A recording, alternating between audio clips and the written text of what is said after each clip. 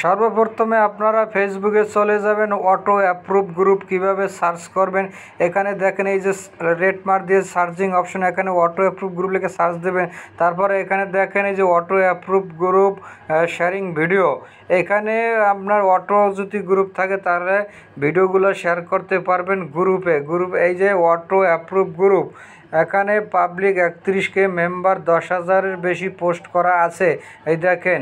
তাহলে আপনারা কি করবেন, ওই গ্রুপে শেয়ার করলে আপনার ফেসবুক পেজটি থেকে অনেক ভালো হবে।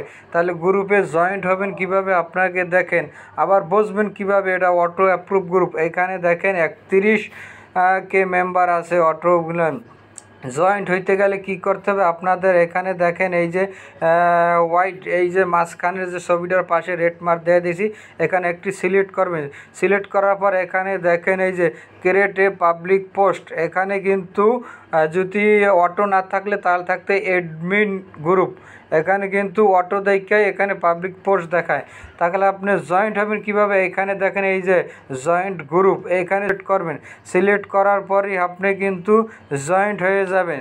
তারপরে এইখানে দেখেন এই যে যার যার ছবি বা লোগো এখানে আসবে জয়েন্ট হওয়ার পরে। আর যদি এইরকম আপনার ভিডিওটা ভালো লাগে অবশ্যই অন্যকে শেয়ার করে আপনি দেখাবেন ইনশাআল্লাহ।